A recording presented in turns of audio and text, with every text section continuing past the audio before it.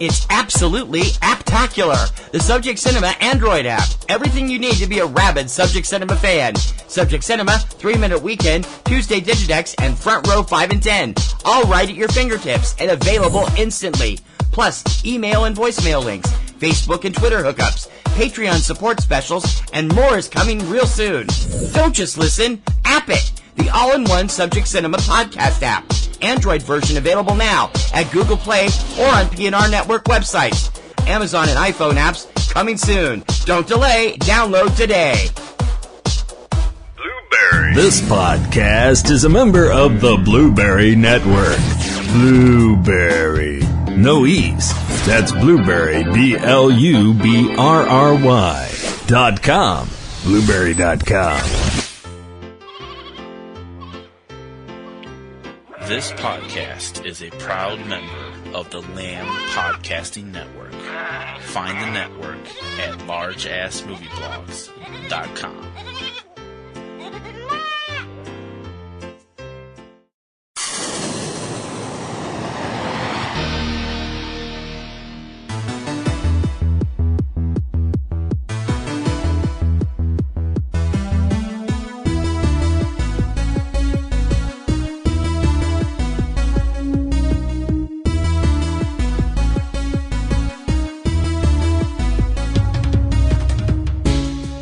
On air, online, on now. From the hub of the universe, Boston, Massachusetts, USA, this is Subject Cinema, with your hosts, T.C. Kirkham and Kim Brown.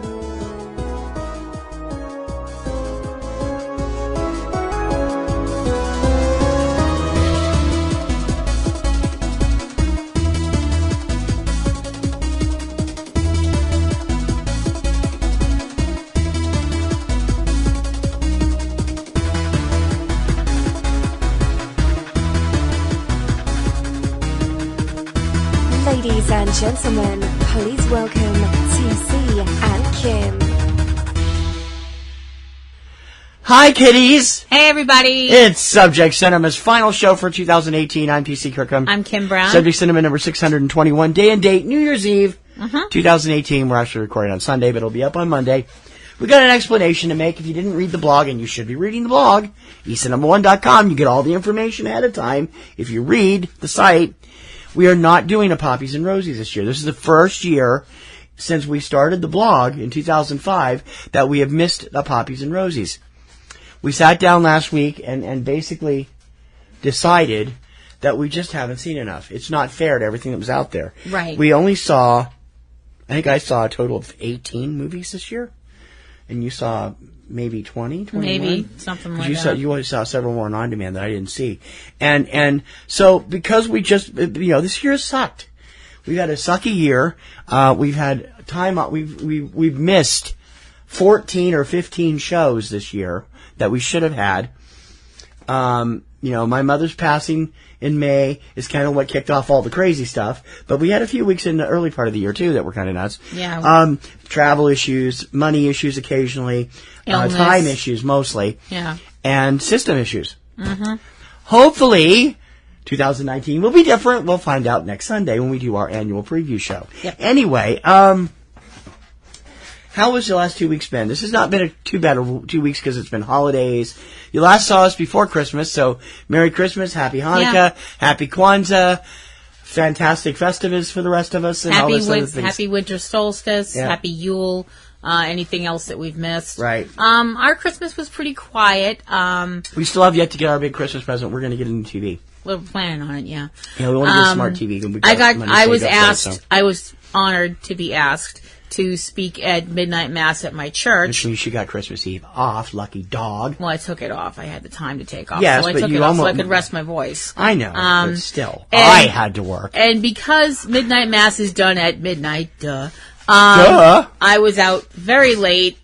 And so we were like, called my mom, and I'm like, we're going to be kind of, I'm going to be a zombie. We're not going to be a lot of fun. So we just sat at home. So we stayed home. We were going to try and go to the show, but we just got to thinking, it's just like, no, let's just watch TV and sit around. And the same thing happened last time. last weekend we were going to do the same thing, and then it got cold and miserable for a day or two. Yeah. So we never did get to catch up. We did get a couple new movies in to include in this. But so before we go to the Just 'Cause We Can awards for this year, and we'll talk about those in a minute. Yep. We were last year 2 weeks ago, and we have lost a few more people. We had our tribute show a couple weeks ago, and we have now a few more names to add to that list, unfortunately. Yes, unfortunately. And we thought we'd do it at the top to say a final take a bow to these people and thank them for being around in our world. Yep. December 16th, we saw the young passing of Colin Kroll. He was the co-founder of Vine and HQ Trivia, believed to have passed away due to a suspected drug overdose. 34 is too young to go, and I feel sorry for that. Yes. Also on the 16th, we lost a television host, commentator, and sports guy, Lee Leonard. I know Lee Leonard from his days on CNN when he hosted Showbiz Today for 7 years, but he's also done a lot of stuff for the NFL Today. He's done stuff for ESPN. Lee was 89. On December 17th, Galt McDermott passed away. He was 89 years old. He was a pianist and also, I believe, did some composing as well. He was the composer of Hair and Two Gentlemen in Verona. Yep. And at 89, that's a pretty long life, but I'm sure that his family and friends miss him greatly. Also on the 17th, we had to say not as much sadder goodbye, but a sad goodbye to someone that I think a lot more people may have known. Penny Marshall passed away at 75 from complications from diabetes. She was an actress, best known as the tough-talking but tender-hearted Laverne DeFazio from Laverne and Shirley, and also came into her own as a director, directing such films as Tom Hanks's Big, which was the first film directed by a female to go over the $100 million mark. Yes, and also A League of Their Own, which also starring in the footsteps. Tom Hanks. And David Shepard passed away on the 17th as well. At 94, David was an American producer, director, and actor, best known for his work in improv theater. He created a lot of improvs. He was involved with Boston Improv. He was involved with a lot of the Canadian improvs, and did a lot of that for most of his life. Yep. On December 18, actor, director, and writer Peter Masterson passed away. You'd know his face if you saw TV and movies in the 60s and 70s. He had a bit part, or less than, well, not a bit part, but a lot, not quite a stellar part in The Exorcist. But he was known also for directing The Trip to Bountiful, one of the most critically acclaimed movies of the 80s. And also the American writer of The Best Little Whorehouse in Texas. I'm assuming that's the screenplay and not the Broadway show. December 19th, we lost Audrey Geisel at 97. She was the widow of Theodore Geisel, a.k.a. Dr. Seuss. She was a philanthropist and also an executive producer, and was involved with one of the most recent Christmas movies to come out, The Grinch. Yep, I'm just pulling up another one here if I can get it to come up. I have this set up weird, so it's not working the way it usually does. Norman Gimbel passed away also that day on December 19th. Gimbel is not a name that's known to people for his name, but chances are good you know a lot of his songs. And Gimbel was one of the top soundtrack and Broadway writers of his time, also pop stuff too. You've heard his stuff in so many movies. He was best known, I think, probably for his Academy Award winning It Goes Like It Goes, the theme from Norma Ray. He was also writer of songs like Sway, Summer Samba, The Girl from Ipanema, Killing Me Softly with Your Song, and I Will Wait for You, among other things. He was inducted into the Songwriters Hall of Fame in 1984, and did a whole bunch of other stuff as well, doing scores and Brazilian music, throwing in some of the titles. He used, you could hear his music in movies like Deconstructing Harry, Catch Me If You Can, V for Vendetta, Mr. and Mrs. Smith, Shall We Dance, No Reservations, Johnny Dangerously, and a whole bunch of other ones. He was around for a long, long time, and he was 91. Donald Moffitt passed away on December 20th of this year. He was 87 years old. He definitely falls into the, hey, it's that guy category. Definitely. He's in everything. Yes, he was one of those people that you sought out when you were looking for someone to play an authoritarian character, but not necessarily a mean authoritarian character. He was a very tall, bureaucrat. Specialized in playing bureaucrats a lot of the time. He was a tall man, had a very kind of regal bearing to him. He appeared in 1982's The Thing, in other films like The Bourne Identity, Bonfire of the Vanities, Regarding Henry. Also appeared on television in shows like The West Wing and Trial by Jury. On December 22nd, there was a massive tsunami in the Indian Ocean again, thanks to the collapse of Krakatoa's sun, and that Krakatoa. That tsunami hit a number of countries down there, and in its aftermath, it left thousands of people dead, including all but the lead singer of the popular Indonesian band 17, including Windu Darmawan, Muhammad Purbani, and Herman Sukumbang. Also, actress Dylan Sahara, who was the wife of the lead singer of 17, the only member of the band to survive the tsunami.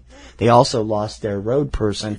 And an actor and comedian named Aha Jimmy also passed away in that terrible event, as well as I said, thousands of others in that area that seems to be really plagued by tsunamis. They had one a month ago, too, but it wasn't that serious.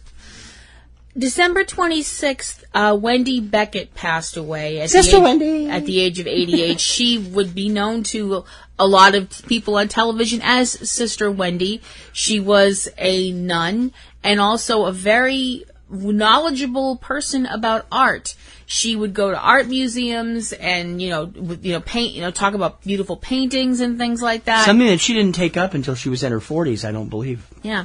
And the nice thing is when she talked about art to the common folk, i.e. you and me and people like that, she was very knowledgeable, but she never talked down to people. She considered herself one of those common folk, because that's what she was learning about. Yeah. She had a big influence on women artists in particular. And Sister Wendy's shows ran on PBS here in America and the BBC in Britain, and several series of them. They were very popular in the 90s. She was 88 years old. Herb Ellis passed away on December 26th as well. Herb is a character actor.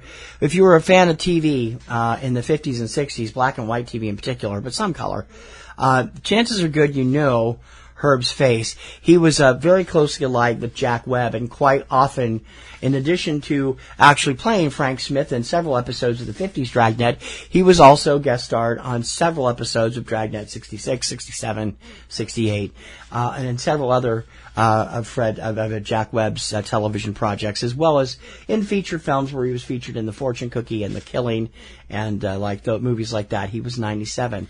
On December 27th, KTLA news anchor Chris Burrows was found dead in a hotel room in the Los Angeles area. He was 43. Cause of death is as yet undetermined. Burrows was a very famous, very popular newscaster who many people in America probably have seen in the last couple of months, since a lot of the local independent stations around the country were running KTLA's coverage of the fires in California. He was front and center in a lot of that coverage for KTLA, and so you probably may have seen him without even realizing it. And this is what got me, and we were talking about this earlier.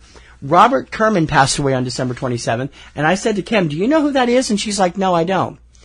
And under an alias that I'm not going to say because it's a euphemism for the naughty bits on a man, he starred in over 100 porn films in the 70s and 80s. But during that time, he also built a respectable, legit career in movies, including parts in airport...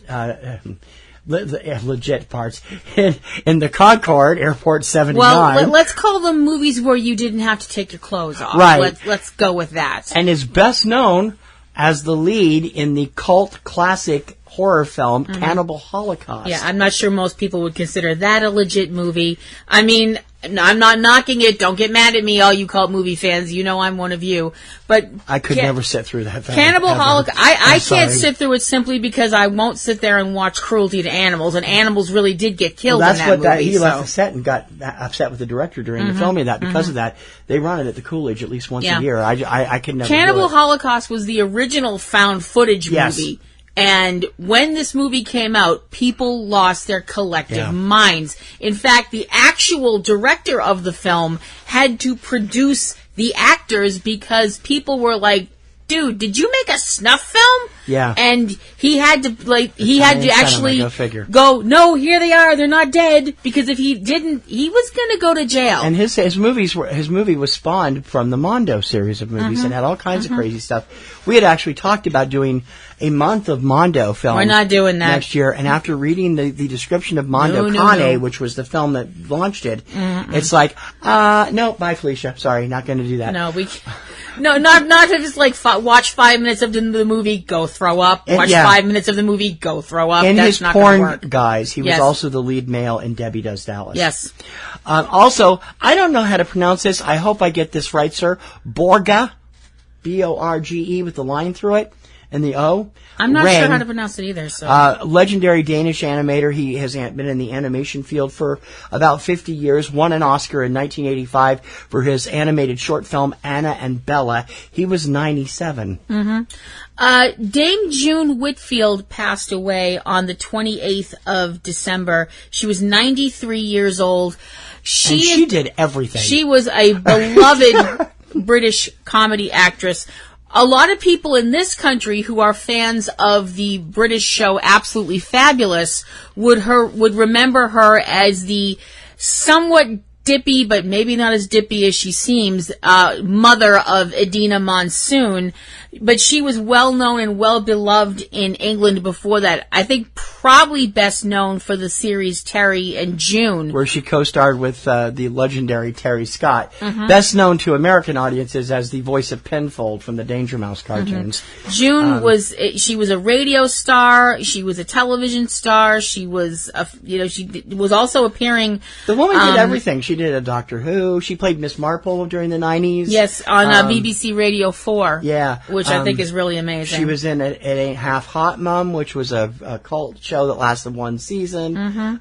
She did everything. Yes, she did. I mean, her credits are just like longer than practically everybody, except maybe those on Are You Being Served. She was even on EastEnders for a while as pretty much. Pretty much, who hasn't been on EastEnders though? Yeah. I mean, it's either that or Doctor Who. I think she was in Doctor Who too. She appeared with David Tennant. That's what I mean. I think every British actor has to be on either EastEnders or Doctor Who at some point. She did that with David Tennant. She did Jonathan Creek, Midsummer Murders. She's done everything. Yeah. I remember seeing her on AbFab, and she never failed to make me laugh. She was really, really had beautiful comedic timing. December 29th, we said goodbye to, and I'm going to mess this up, and I do apologize, Agneta, am I getting that right? Ekmer, who was, she was 68 years old. She was an actress from Sweden. That's known for her lead female in Disney's The Island at the Top of the World. She also played in the Zucker Brothers' first hit, Kentucky Fried Movie, and something called Christopher's House. I'm not familiar with that. And she was also a Playboy Playmate in 1975. She was 68 with complications from Alzheimer's. And finally, on the 29th, Hong Kong director Ringo Lam passed away. Ringo is best known perhaps for working with not Dolph Lundgren. Why did I say Dolph Lundgren? I don't know. With Jean-Claude Van Damme in the film for the film Maximum Risk, and also was directing 1/3 of the portmanteau film Triangle, doing the movies that weren't done by Sui Hark and Johnny To. He also did a great deal of work with one of our favorite martial arts actors, Chow Yun-fat. He was fantastic, and he was 63. So those are the people we've lost, and we say take a bow to those we missed on our show a couple weeks ago. They've happened since then. And when we come back, we're going to get into our 2018 Just 'Cause We Can Awards. When Subject Cinema returns. Real movies for real people. Subject Cinema. All right, Kristen, I am so excited that you've decided to do a podcast with me, but what are we going to do a podcast about? There's so many other movie podcasts. We got to do something original. Well, I'm a big fan of Disney movies. Miramax. What about something like that? That's just kid stuff. What do we want to do that for? Did you know that The Avengers is a Disney movie? Or that Pulp Fiction is a Disney movie? Pulp Fiction is not a Disney movie. It's technically owned by Miramax, which is part of Disney. We are still going to talk about the Disney animated movies, though, right? I thought you said that was kid stuff. Well, you know, I've got 2 kids. I got to be a good dad and stuff. So be sure to subscribe to the Walt Sent Me podcast, where we discuss the various subsidiaries of the Walt Disney Studios, including the animated movies. It's available on iTunes, Podomatic, and wherever you find great podcasts. And I swear, it's not kid stuff. Subject Cinema. We're doing these awards at this time of year just because we can, and that's actually the name of the awards, too. Welcome to Subject Cinema. I'm Kim Brown. I'm T.C. Kirkham, Subject Cinema number 621. This is our year-end award show. No Poppies and Rosies this year. We explained that a few minutes ago.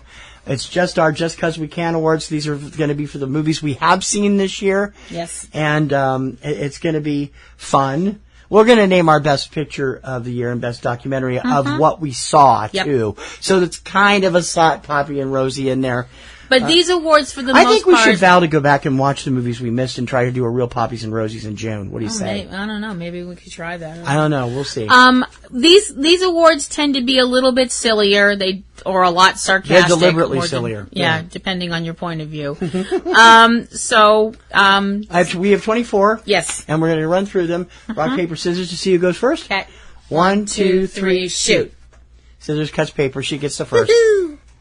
You have to know I'm always going to pick scissors. Always pick the sharp stuff.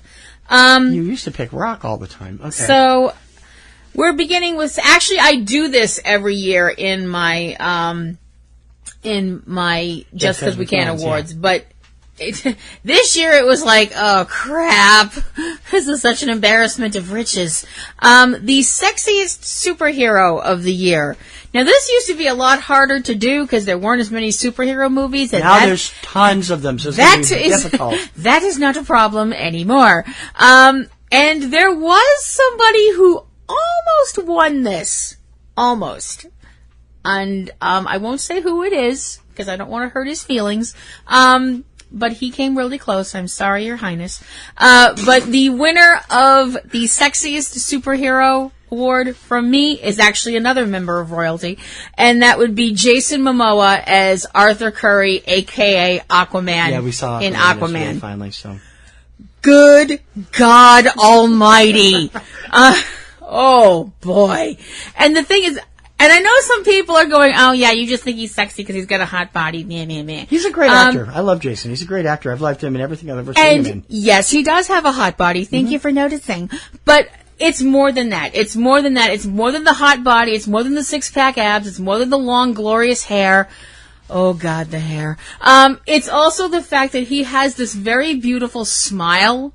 And he also has absolutely no problem with being goofy, which I really like. I like the fact that he can be silly and do silly things and doesn't... People have this weird idea that if you're a handsome guy, you can't be funny. And I don't know why that is. It's so dumb. He was supposed to be funny?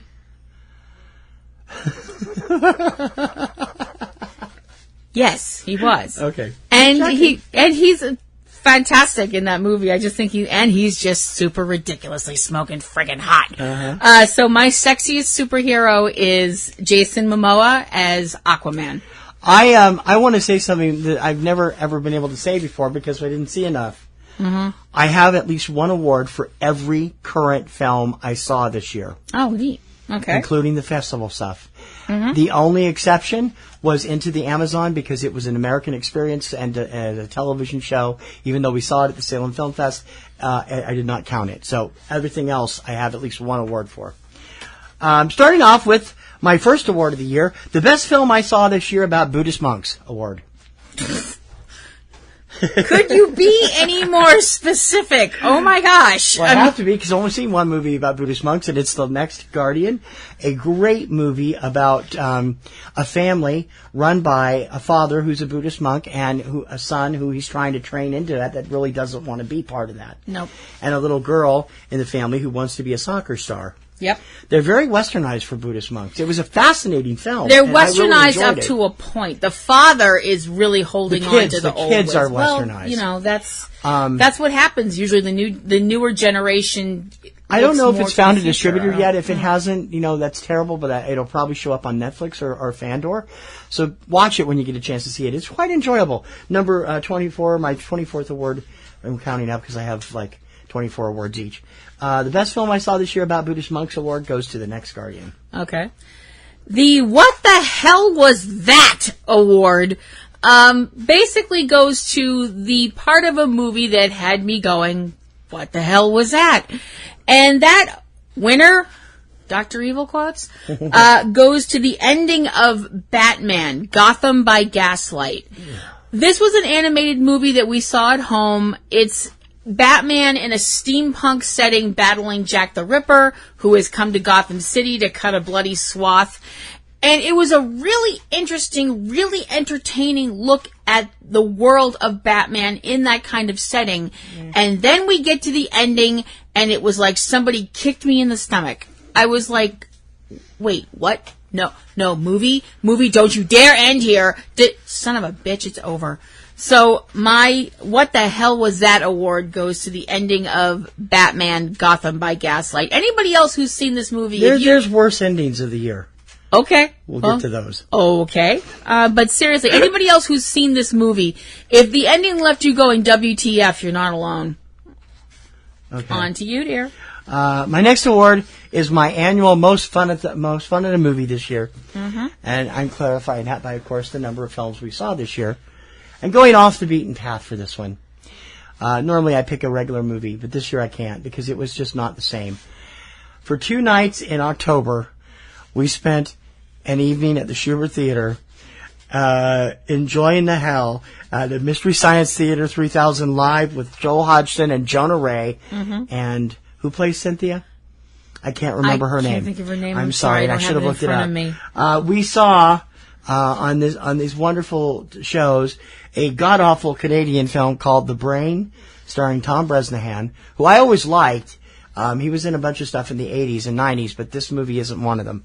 And John Terlesky, otherwise known as J.T. Terlesky, as Deathstalker 2. Mm-hmm. Rebecca Hansen. Thank you. John Terlesky, J.T. Terlesky, is now known as a director, but he was best known as an actor back then. He'd gotten his start on the show called Legmen with Bruce Greenwood. That was also one of his early roles. Mm-hmm. While Bruce became a major respected character actor, J.T. did Deathstalker 2. My most fun in the movie this year. Thank you, Joel. Thank you, Jonah. Thank you, Rebecca, and the cast, the voice cast of Crow and Gypsy, and Tom Tom Servo, for coming to Boston and giving us, although uncomfortable seats they were for us. It was a great center seat, aisle seat, or center perfect seats for Mystery Science Theater 3000 Live. Thank you so much. Mm-hmm. Next on my list is the award that I am giving to the heroic backstory that absolutely nobody asked for. And that goes to Solo, a Star Wars story. Now, I'm not saying I disliked this movie. No, I didn't dislike it either. But I didn't dislike it, but I didn't come out of it floating 5 or 6 inches off the ground like I usually do coming out of a Star Wars movie. Even Rogue One. Just 2. You were just 2 inches off the ground instead of 6. Even Rogue One, which I left in a complete awash of tears, and we won't even talk about The Last Jedi. Oh, Last Jedi was impossible, and it continued for an hour after we got home.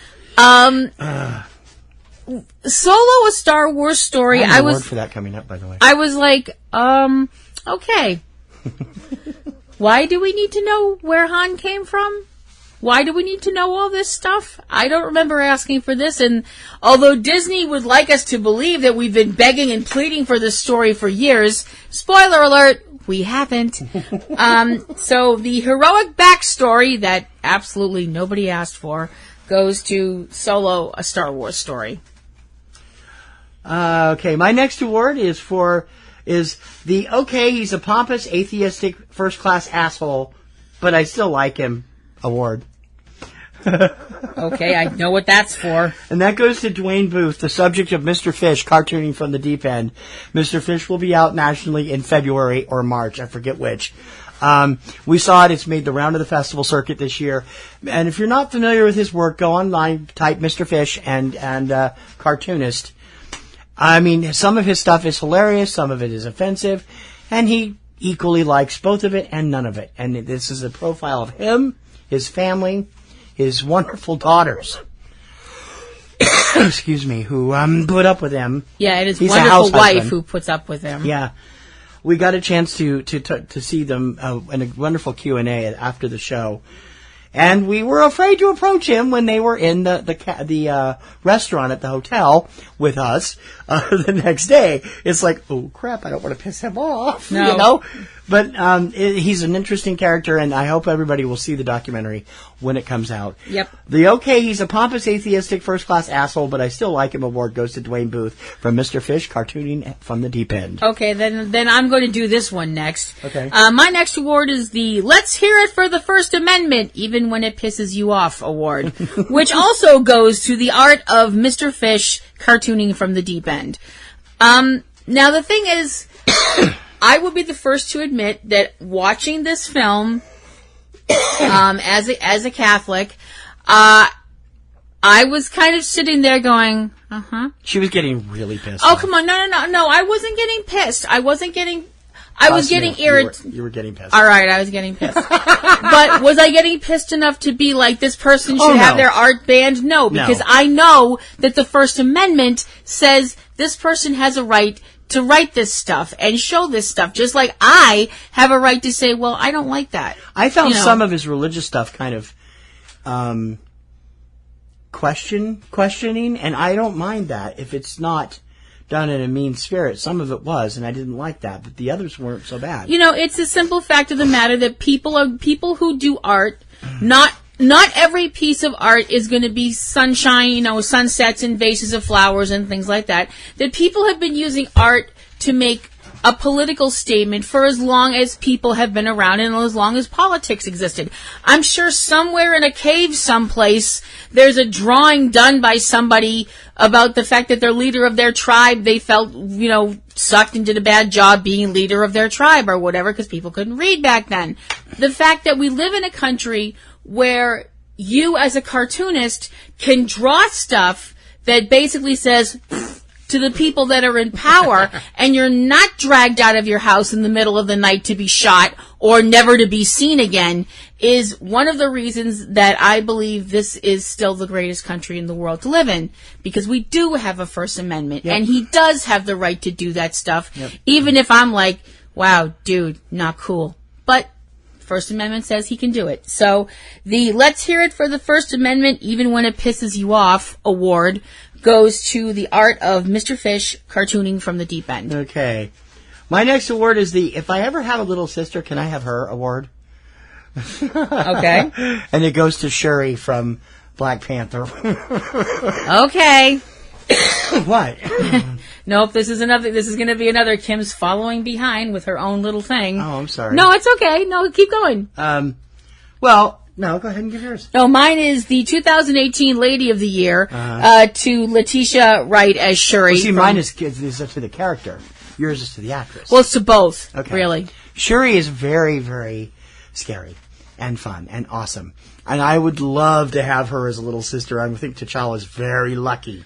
Having you and Shuri actually get together and talk computer stuff would be horrifying. Please, she'd be way over my head. All that Wakandan technology, I don't know any of that stuff. Yes, I know that, but you'd be like, okay, let's do that. And you'd be the first person to be like, okay, let's do this. That sounds like a great idea. Armor-plated rubber ducky, let's go for it. You'd totally do that. I know you. Would Fred like that? Fred probably would like that. In case you don't know, Fred is the rubber duck that lives in my purse. That is not a joke. If you ever meet me on the street, you can ask to meet Fred, and I will take him out of my purse and have him say hello. Be careful, somebody might grab him. And then he won't enjoy the earthquakes I give him all the time. Anybody who tries to grab Fred will be bitten. That's just... My favorite... If I ever have a little sister, Can I Have Her award goes to Shuri from And my Black 2018 Lady of the Year award goes to Letitia Wright as Shuri from Black Panther, because she is awesome and smart and amazing and just an amazing role model for big girls and small girls alike. Okay, next up is the Well Now, I've Just Metaphorically Pissed Myself Thank You Movie Award for the best fun movie scares of the year. Okay. And that goes to The Meg. Okay. The Meg was an awesome... I don't know if it was supposed to be a comedy when they first set out to do it, but it is. It's a very comedic action-adventure thriller with a lot of funny lines, a lot of comedy, some of the most terrifying CGI I've ever seen, and Jason Statham, so you're happy, Mrs. Rob was happy. Yes. Everybody is like happy. Mm-hmm. Of course, Bing Bing Lee was also in it. I'm happy. Yes. So, and Rainn Wilson, well, spoiler alert, he gets at, I'm very happy. And then we're all happy again. Yeah. It was seriously one of the funnest movies of the year. We had so much fun with that. Mm-hmm. The 3D on that movie was unbelievably good. Yeah. I mean, it was really awesome. And it was a lot of fun. And definitely, now that it's out on DVD and on demand, if you haven't seen it, it's definitely worth a couple of hours of time waster because it's fun. Number 20 on my list of 24 awards, the Well Now, I've Just Metaphorically Pissed Myself Thank You Movie Award for the most fun scares in a movie. Okay. The Meg. Next on my list is the Why Hasn't This Happened Yet Marvel. I mean, granted, we got these characters in this year, but why haven't they interacted yet? I'm annoyed. This needs to be rectified, Marvel. And that means that, well, for that to happen, Dr. Stephen Strange needs to meet Everett Ross from the Marvel movie universe. Simply because if this happens, I will crack up laughing because Stephen Strange is played by Benedict Cumberbatch and Everett Ross is played by Martin Freeman. They'll see each other eventually, probably. Eventually, when this finally does happen... His name is Everett Ross? Yes. So he's not related to Betty Ross and those people? Nope. Okay. It's just the last name. Just checking. Yeah, they just as far as I know, they're not, yeah. And when that finally does happen, all of the Sherlock fans will explode into puddles of glitter and squee. But it will be worth it simply because I will sit there and laugh my head off. Because, I love it's not Benedict. like they didn't play off each other in the Desolation of Smaug. No, I know. He was just there as a voice artist. I know. But that's what I mean. It'll be awesome. It'd be so awesome to see them together again, and I'm like, Marvel, you need to make this happen. Come on, guys, get with it. So my Why Hasn't This Happened Yet Marvel award goes to the fact that Stephen Strange has not yet run into Everett Ross in the Marvel movie universe. Make this happen, Stephen Marvel. Strange is like dust at the moment. Sorry, spoiler alert. Rude! What? Accurate? I don't feel so good, Mr. Stark. You really want to wake up my spirit animal? You really want to do that? I'll wait till I get into some of these awards. That's the hill you want to die on, my really? next award is the You'll Never See Women at Their Concerts. Oh, wait a minute, there's one award. And this goes to Sleaford Mods from the film A Bunch of Kunst, a film about Sleaford Mods.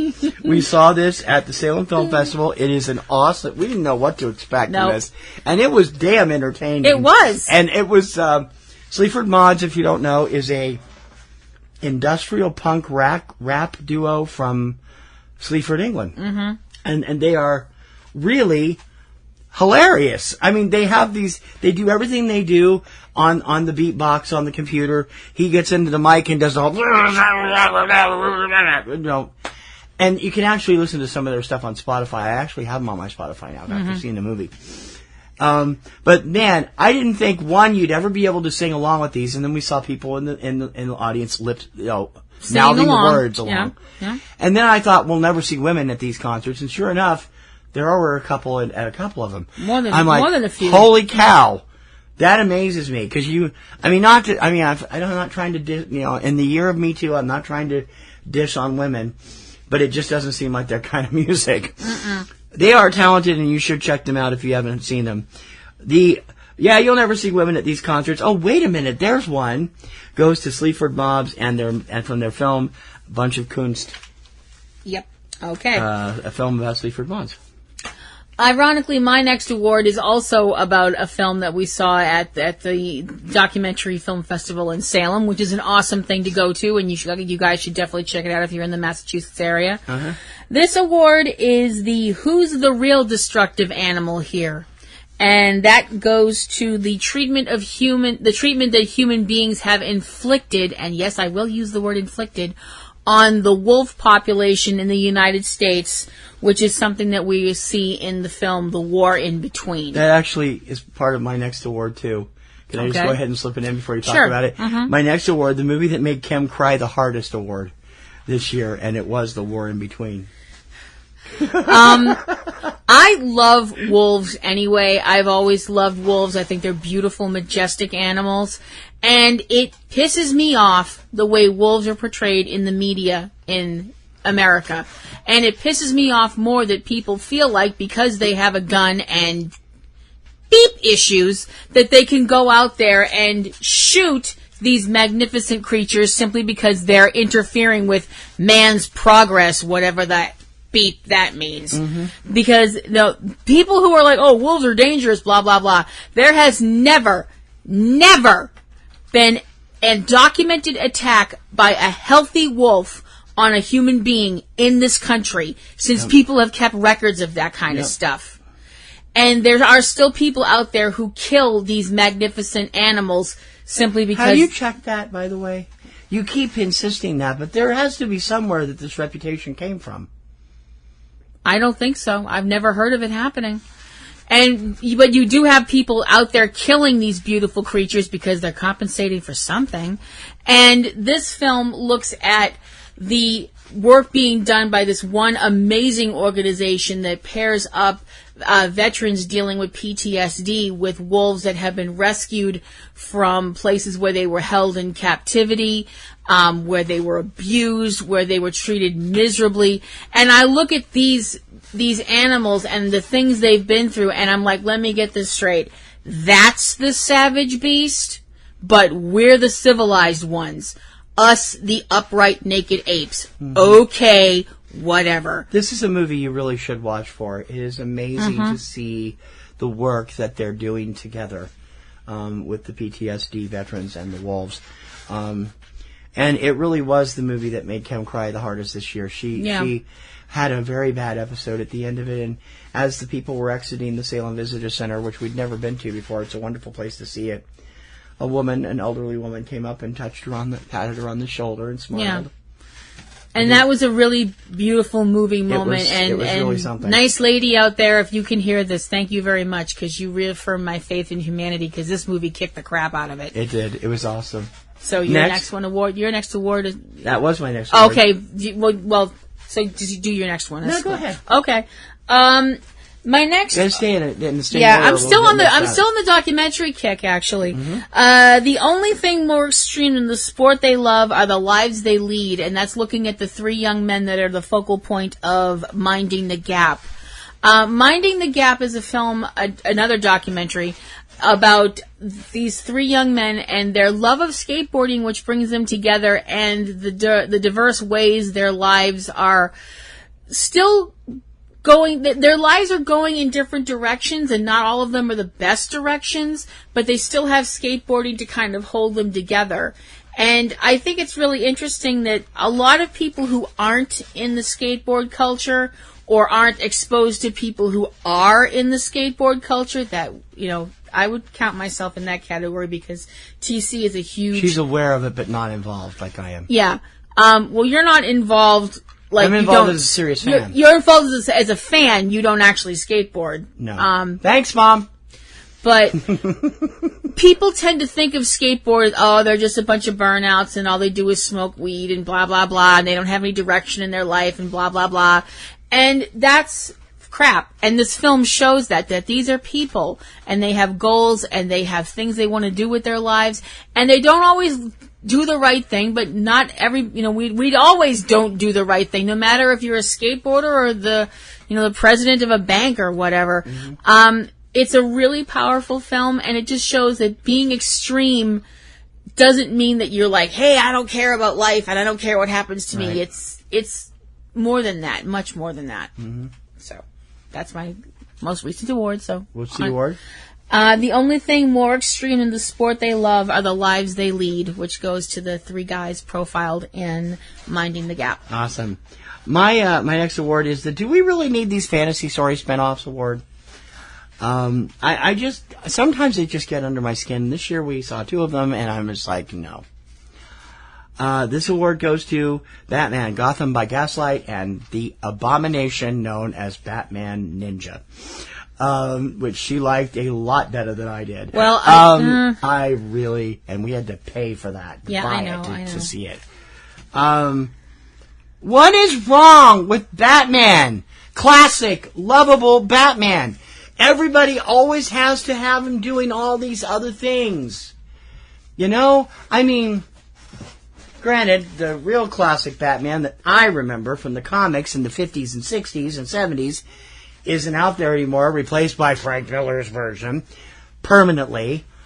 Not so bad, though, because he did, he brought us Batman the Animated Series and the movies, and it's great. You mean like the idea of the character being this darker, grimmer character? We don't need these fantasy spin-offs. Now, I liked Gotham by Gaslight. It was entertaining until the last 10 minutes, which also pissed Ken off. But Batman Ninja, I'm sorry. I know this was an anime done by a Japanese animation team, and I'm sure it went over well in Japan. I would have preferred, I think, to see it with the original subtitle, with subtitles. We didn't. We saw the dubbed version. I just didn't like it. I didn't like it at all. And it's like, I sat through it. It was interesting in places, but it really didn't make any sense. Yeah. It kept jumping around more than it should have. So that's my next award. The Do We Really Need These Fantasy Movie Story Spinoffs goes to Batman, Gotham by Gaslight, and Batman Ninja. Okay, in defense of Gotham by Gaslight, the whole Elseworlds idea has been around I for know that. I said, decades. Do we really need them, though? Yeah, well, it's looking at something through a different lens. What happened to just the simple imaginary stories? Why do we have to have Elseworlds? Because everything's so serious post-crisis, Yeah. Anyway. Okay, actually, I'm going to bump one of my other ones up since you brought it up. Okay. The different doesn't always mean better or coherent award, which goes to Batman Ninja. The plot of said film involves Gorilla Grodd, a time machine, and a whole bunch of people from Gotham getting plonked down in ancient Japan. Well, not ancient Japan, samurai Japan, which would have been late 1800s. That's not ancient Japan. All right, yeah, okay, medieval Japan. Let's go with that. Yeah. Okay. Edo period Japan, right? I'm not sure. Yeah, I forget I'm not now. Sure, yeah. Besides the fact that I think at the time most people in Japan would have probably been a little bit like run the other way screaming at just seeing a Caucasian person. Yeah. Never mind a Caucasian person dressed as a giant bat. Yeah. But if I'm wrong, people of Japan, I do humbly apologize. I mean, the artwork in this is amazing, but I definitely was like, oh man, I'm going to be paying for this. You're not going to be paying for this because it was entertaining, but I just didn't like it. It's not that I didn't enjoy watching it. I enjoyed spending the time with you. I enjoyed seeing the artwork, but it just didn't make any sense to me. I just really think they went way too far out there. So different doesn't always mean better or coherent. Batman Ninja. Yay!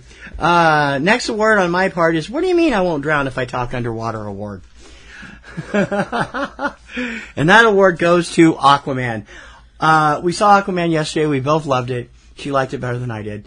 And it was like, we haven't actually reviewed movies for months on the show. We're saving them for the new show. But I got to say, on my scale, I would give Aquaman a 4 out of 5 stars. Okay. Because I think it's too long and too extraneous in places, but it's still a great, fun, explosively fun movie, and I'd go again in a second.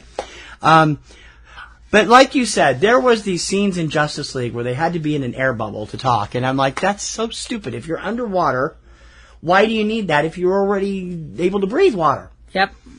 So they finally rectified that in Aquaman, and it was nice to see them do that. The cast is great. Jason Momoa is just terrific. Patrick Wilson, who I've never seen with blonde hair before, is really good as Orm.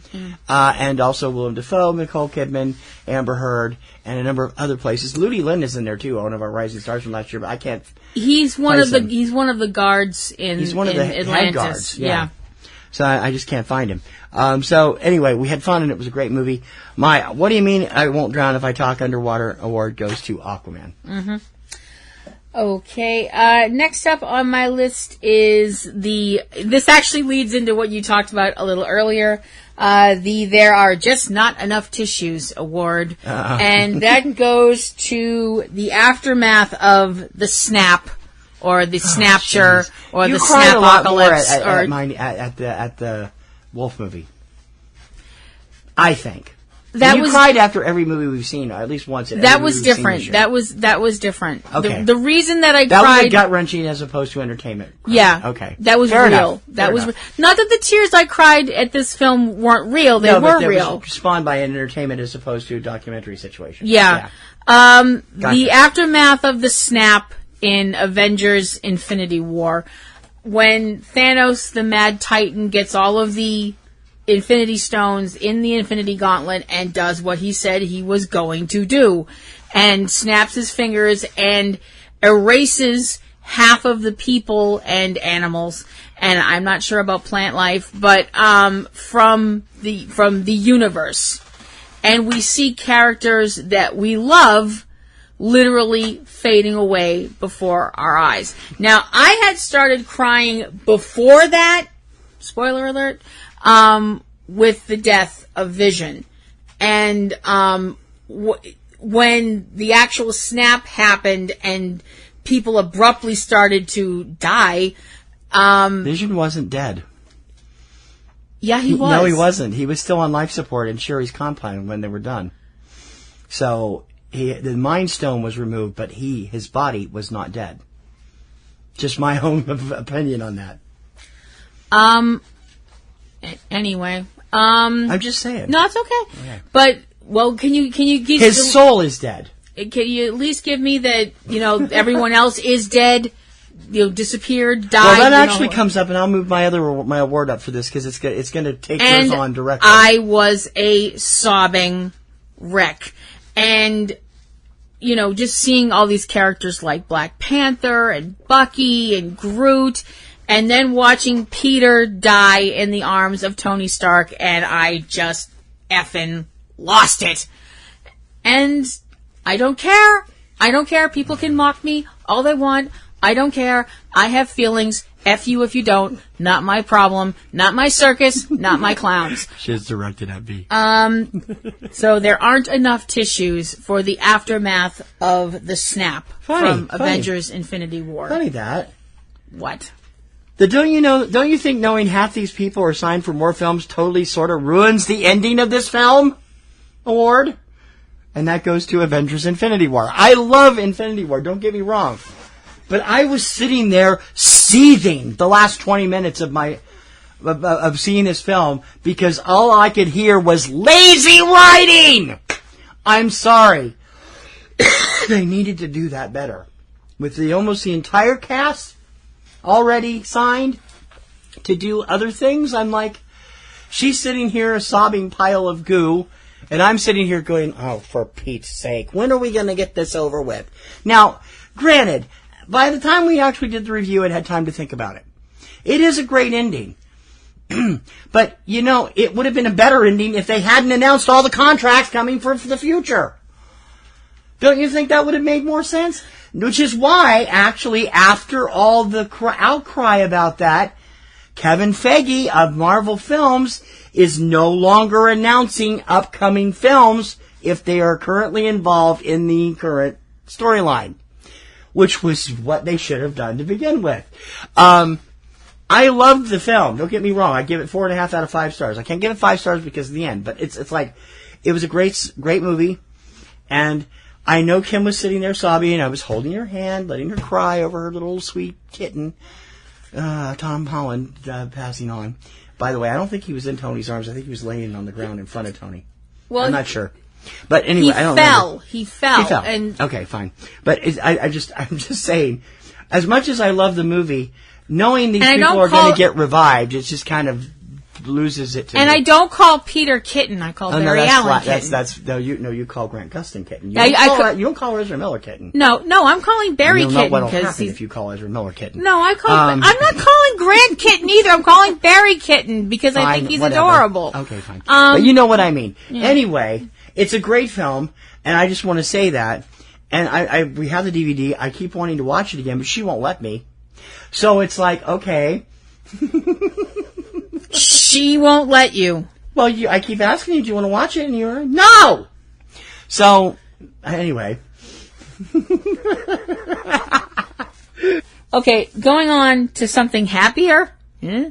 The biggest reverse, oh good grief, reverse moment of 2018 for me was from a movie that we've showed it to other people, and apparently nobody else has dug it as much as we did. No. This is quirky little film called The Road Movie, and it is. I'm really sorry, Anthony, that you didn't like this. I'm sorry, Toria, you didn't get to your machine couldn't play it. Yeah. So anyway, the Road movie is cobbled together pieces of dash cam footage from Russian cars, because apparently a lot of Russian cars have dash cams, because apparently a lot of Russian cars need dash cams, because apparently a lot of crazy shite happens in Russia. One of the crazy things that we watched was what seemed to be a couple, a man and a woman, in a car, and they're driving down this long stretch of road through a forest. Now the reason... This is the very last clip of the movie, by the way. Yeah. Yeah. The reason that this gets the award from me is because the forest that they're driving through... Both sides. ...is on fire. And when I say on fire... It's a California-style forest fire. Yeah, I don't mean little tendrils of smoke on fire. I mean vacationing in hell fire. You almost expected to see Lucifer pop up with a sign, free gas, or gas down the road or whatever. But seriously, souls collected here. Yeah, it looked like hell. It really looked like hell. And these people, the man who's driving, because only a man would do this.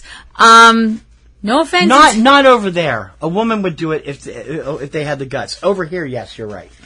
No offense intended to men out there, but you do stupid stuff. And they're just driving down. They're just driving down this road, and I'm sitting there going, "Why aren't you turning around? There's nobody behind you. There can't be." Because if they're turning around, they've been through it already. There's nowhere to turn around to. Probably. It was just one of those, what are you doing? Why are you doing this? Are you out of... Do you have any idea what could happen to you if the car should, I don't know, have the engine overheat or the tires melt or whatever? Run like hell. Now you're stuck in the middle of a burning forest and you're going to get cooked alive. And that's not going to be a fun death. Mm-hmm. I mean... They did make it out. They made it all the way to the end. And I hope when they got out of that car, when they got to wherever they were going, I hope the lady got out and called whatever the Russian version of Uber is and never got in the car with that psycho again. Her husband. Whoever he was. I mean, she said it was her husband. Yeah, I mean, that guy's got balls of steel, but seriously, that was the reverse. They sounded older, too. Like 50s, maybe? Maybe. Yeah. That was the reverse, good grief, reverse moment of the year. Driving through hell, I mean a Russian forest fire in the Road movie. My next award is the funniest cosplay movie ever award. All right. I'm a little confused and more than a little scared. No, you're not. It's Mermaids. Oh, okay. Mermaids is a great documentary. We saw it at the Salem Film Fest this year. It is, I think it may have already come out on Hulu or one of the services on TV. If not, it should be out soon. Chronicling the mermaid culture. There are a lot of people who have actually had to play mermaids for their living. A place in Florida still does it. There's a group of them that go regularly once a month to the beaches of California and get on their little tails and enjoy themselves. Yeah. There's a woman in New York who considers it who actually, to me, it seems like it was a way to combat OCD. Am I correct? Yeah, or her OCD and anxiety issues and such. And her husband is fully supportive of her. They even had a mermaid-based wedding. Yep. It is just delightful from beginning to end. It's funny, sweet, quirky. We were worried it was going to make fun of these ladies, and it didn't. It was incredibly fun, and you meet a lot of people you end up liking. There's a group of them working in a bar in San Francisco. Is that where it was? I think so, yeah. Where the bar has a tank that goes around the ceiling, and once an hour a mermaid flies through it. And back, and I'm like, wow, that's really something. It's fun, and it's worth finding. So if you get a chance to check it out, please do. The wonderful documentary Mermaids, my award winner for the funnest funnest cosplay movie ever. Okay. A little bit of personal information that some of you may or may not know about me. I'm a shipper. For those of you who don't know. For those of you who are going, well, that's nice, what's that? What that means is that I am somebody that, if there are two characters that I think, are good for each other, sometimes even if they're not good for each other, but they look good together, I'm like, oh, I hope they fall in love. And they can be real people, too. Yes, but I'm not a complete psychopath where I'm like, oh, they have to be together for life for reals. I'm not that You were quite psycho on Meryl and Max. I was not really. As bad as some of the ladies online, but you were definitely out there. I thought they made a cute-looking couple. They did make a cute-looking couple. But Never mind the fact that she was engaged to be married right after the show ended. Well, I know. Talking about Meryl Davis from Dancing with the Stars and Max Kermakovsky. Yeah. But this was one time, and even though I knew this ship sank, I couldn't help but be like, oh, they were so cute together. So you knew it didn't last, but damn it, they made a wicked cute couple award goes to the younger versions of Donna and Harry from Mamma Mia, Here We Go Again. The whole point of Mamma Mia, Here We Go Again is a sequel to the great movie Mamma Mia. And we're looking at the life of Sophie Sheridan, who is now running the hotel that her mother had formed. Her mother, played by Meryl Streep, has died. We see Meryl's character, Donna. We see her in flashbacks meeting the three men that could have been Sophie's father. And one of the men that she meets early on in her life is a man named Harry Bright. So we get Harry and Donna's relationship and see it end and stuff like that. The younger version of Donna is played by Lily James, and she was amazing. Young Harry is played by Hugh Skinner, who I am now hopelessly in love with, because I just think that he's such a geek. Oh, I thought he's in a Matt Smith Doctor way. Yeah, which is darling, which is completely irresistible. And I'm sorry, and you knew their ship, like I said, sank, and you knew that she grew up into Meryl Streep, who was a beautiful lady, and that Hugh apparently grew up into Colin Firth, which is not a bad thing at all. And except his character came out as gay in the first film, so I mean. But at the end. Okay, fine, but still. Well, so Harry was confused when he was a younger man. He didn't know he didn't know what he wanted sexually. A lot of people are like that.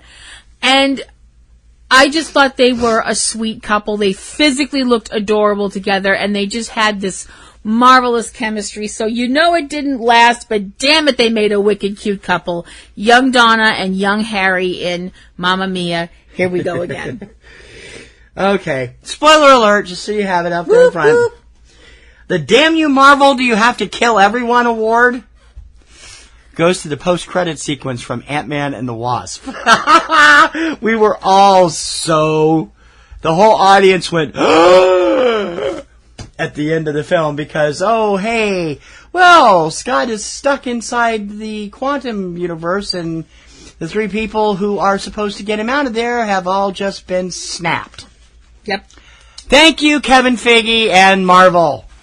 Yep. Do You Have to Kill Everyone award goes to the post-credit scene of Ant-Man and the Wasp, which were really a great film. Hear that sound? That's me jumping on the bandwagon. Because my biggest gasp in the after credits went to Scott not realizing that he is now alone in Ant-Man and the Wasp. Interesting, though, he got out, though, which we know from the We know he got out from the Avengers trailer, Endgame. but yeah. So, yeah, that was a moment that it was like, when we saw what was going on, we hear him saying, guys, is everything okay? And we see the dust flowing, and we realize that Hank and his wife, Janet, and Hope have all been killed. And it's like, oh. No, they weren't killed. They ceased to exist. That's a different thing. They're not there anymore. Right. But they weren't killed. They ceased to exist. Yeah, that was an beep and beep. The whole audience. Something. Yeah, it was horrifying. It was just, there was so much air sucked into people's lungs in one big collective gasp. I'm surprised we all didn't pass out. Okay, so I guess that's back to me again. No, you just did that. Okay, all right, so back to you again. Sorry. My award for best extreme sports footage in a film ever award goes to Minding the Gap. This was an amazing film, now available on Hulu. If you haven't seen it, watch it. Minding the Gap is about 3 skateboarding friends, travels throughout their lives. Bing and Jason is his name, right? I think so, yeah. Are older than Keir by several years, but they all hung out together, and Bing Liu has taken the footage that he shot and turned it into a movie about them, their lives, the abuses around them, and how they all come together within the skateboarding community. Mm-hmm. It is one of the most critically acclaimed films of the year. It has won several awards for Best Documentary since the awards season started. And it's just an amazing film. And it has the best extreme sports footage ever in a film. Thank you to Minding the Gap. My next award is an award that is very kind of bittersweet to do, because the person that's involved in it is someone that we had to say goodbye to, and it sucks. My best cameo of the year goes to Stan Lee for his cameo in Ant-Man and the Wasp. Their cameo every year goes to Stan Lee. Well, but this one was a really funny one. During the big climactic fight at the end of the film where they're chasing the bad guys and all this stuff like that, and his car accident, Stan, you see him as a gentleman getting ready to put his key into his car, and the car gets hit by one of the shrinking discs that Hope and Scott both use to shrink in their superhero identities of the Wasp and Ant-Man respectively. So his car gets shrunk, and instead of panicking or being completely like, what the F or anything like that, he just kind of shrugs and goes, well, the 60s were fun, but now I'm paying for it. And the whole theater just broke up that was a good laughing. Line. That was a really good line. And nobody could have delivered that line any funnier than Stan Lee, who we lost this year. Yeah, and we did. It sucks, and it still hurts. It does. But that scene will always, always, always make me smile. Best cameo to Stan Lee for Ant-Man and the Wasp. Maybe I'm getting a little too philosophical with this one, but I have to, because you and I, we've known this forever. Mm-hmm. Why did it take America so long to tune in on this? Why does it take a movie about him to make the world realize what we've known about him for a Lifetime Award? And that goes to Won't You Be My Neighbor, the wonderful, sweet, endearing documentary portrait of the wonderful Fred Rogers. Fred Rogers, Mr. Rogers to most people, was a television institution for close to 30 years, and someone that believed in children as people. Yep. It was his love, his guidance, his support, despite what Brian Kilmeade thinks about that. Screw Brian Kilmeade. Screw Brian Kilmeade. That made today's generations who they are. It's not the ones that didn't grow. It's not the ones that grew up expecting everything, like Kilmeade was putting it. It's the one who grew up the other way. People who understood that it was okay to be a kid. It's okay to be a kid to their kids. Yeah. And their kids' kids. Yeah. Fred was an amazing man, and Won't You Be My Neighbor is an amazing film, a truly amazing film, uplifting and just brilliant. I saw it twice in the theater, and then on a screener while I was doing the IDA Awards this fall, and this past month. It's a delightful portrait of Fred. The new movie coming out next year with Tom Hanks as Fred Rogers on an article I've got that wasn't based on the book. I'm sorry, it's based on an article by a journalist who spent time with Fred. Is now called A Beautiful Day in the Neighborhood. It was called You Are My Friend. So definitely keep an eye out for that. Next year, it's going to be out in award season. But if you haven't seen Won't You Be My Neighbor, it's now out on demand and should be on Netflix in January, I believe. And it's a movie that is just there for the ages. One of the best documentaries of all time. Why does it take a movie about him to make the world realize what we've known about him and his philosophies for a lifetime? Won't You Be My Neighbor? That's awesome. This is going to be a little bit flip after something so nice like that, because that was really beautiful. This time, the sushi bites back, and that goes to the Meg. Granted, you don't usually, actually, I don't think you ever use shark meat in sushi. I'm pretty sure you don't. Not that I know of, no. But it's the only fish joke I could come up with at the time. The Meg you could have made a Shark Tank joke. I don't watch that, though. No, and but I like sushi. We know some of the people because they've been on Dancing with the Stars. I love sushi, and the idea of sushi getting angry at you and eating you back is kind of frightening. And The Meg is a very silly movie. It's extremely silly. It fails biology forever because everything about it is completely like, I really don't think that could happen, and I fell asleep through most of biology class. But it's fun as hell, and the fact that you have a giant killer shark that's about the size of Rhode Island. It's not that big. It's not that big. Maybe the size of Newport. It isn't the size of the whole state. It could probably eat everybody in Rhode Island and still be hungry. And Maine. And possibly Maine, too. It's a silly movie, but it's fun, and, that's why, and I guess, the fish got tired of us eating them and decided to see what we taste like. So, this time, the sushi bites back in the Meg.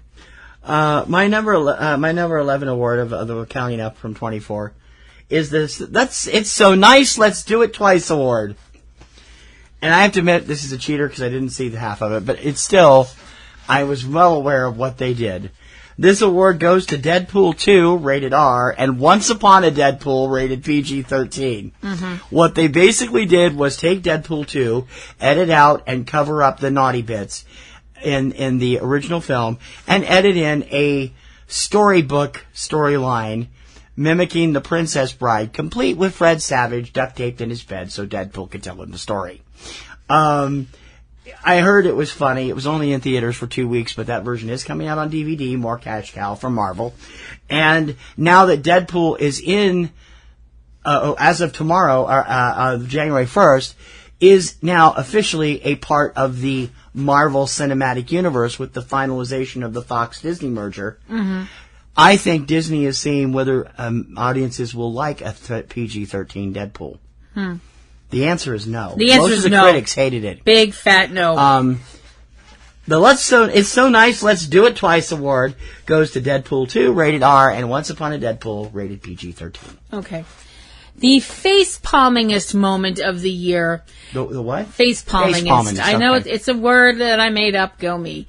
It's that moment. It's that moment when you're sitting there going, "You're not really. You're really gonna. I don't believe you did that." And that comes in the remake, reboot, I don't know what we're calling it, of Halloween that came out this year that was a hell of a lot better than a lot of people thought it was going to be. And we thought it was a hell of a lot better than some people we know. Yeah. So.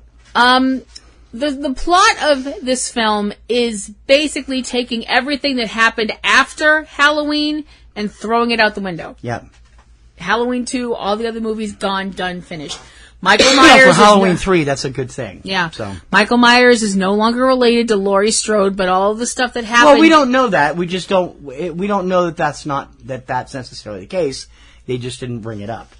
Well, anyway. That might still show up later on because they are planning another sequel. So we'll see. Anyway.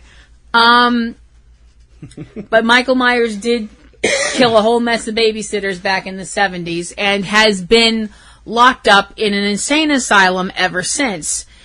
And before he's going to be locked up in an even more secure place, a couple, a man and woman, are going to go and film him for a documentary they're doing because they have a true crime podcast. Because they're idiots. Yeah, because they're stupid. So they show up at this place that makes Arkham Asylum look like Disneyland. Yeah. And they are confronted, or they confront Michael, who's standing in this courtyard with his back to them, and he is chained to the floor. They've got chains around his wrists, and they're attached to a chain that's on the floor. So the man is trying to talk to Michael, trying to get a reaction out of him, and so on and so forth. And Michael, who is not really known for being a chatterbox, just stands there and doesn't even turn around or anything like that. Until, in the moment that I was like, you people are effing stupid, they take from a satchel the mask. The mask Michael was wearing on that horrible night. And they hold it out to Michael and let him know that it's there. And this awakens something in Michael. Something bad. Mm-hmm. Very bad. Think of the worst very bad you can think of and add 100 to it, and there you are. And it's all because these two nitwits showed up because they have a frickin' podcast. Spoiler alert, they both bite the dust. Yeah. So the most face-palmingest moment of 2018 at the movies was the whole showing Michael his old mask routine in Halloween. It took you 4 minutes to get to that mention. You idiots. My next award is just simply a really simple one, the Most Promising Director Award. And it goes to Bing Liu from Minding the Gap. Minding the Gap is just an incredible film, and Bing, who is a professional skateboarder as well, really has shown some amazing work in this film. His own exploring his own troubled background, and also his friends, has brought out something you don't see a lot in. Well, you'll see it in like footage, like what they call parts videos, where you watch, that's all you watch is people doing tricks and stuff. In a documentary, that is not something that you normally see. And getting into and seeing inside of Bing's head as well as his friends, and his choices of how to do it and how to frame it and how to look at it, it's a really amazing looking film. And I'm so impressed with the fact that I'm looking forward, like Crystal Moselle, who did The Wolfpack and is now back with Skate Kitchen, which I still haven't seen. I think he's going to be a very promising new person to watch from behind the scenes. My Most Promising Director Award goes to Bing Liu from Minding the Gap. Okay. The most I didn't see that coming lines of 2018. Quicksilver's not in the Avengers movie. No. No. They got killed, remember? Yeah. Rat bastards. Anyway. That would go to, actually, it's another Marvel movie. Earlier on in the film Black Panther, we're introduced to the character M'Baku, played by Winston Duke. He is the leader of the Jabari tribe. And for those of you who read the Black Panther comic, they would know that in the comic, M'Baku hasn't always been an ally of T'Challa. In fact, he's been one of his enemies, with a name that, if they used it, people would be screaming bloody murder, and I don't blame them. The thing is, it's very obvious at the beginning of the film. We think that M'Baku is going to be a very bad antagonist to the main character because he's big and strong and kind of scary. At a point in the film where some of the characters are brought before M'Baku in his kingdom, Everett Ross, the character played by Martin Freeman, is trying to speak, and M'Baku very angrily says to him, "If you say one more word, I'll feed you to my children." There's a pause, and he then goes, "I'm kidding, we're vegetarians." And I was just kind of like, what?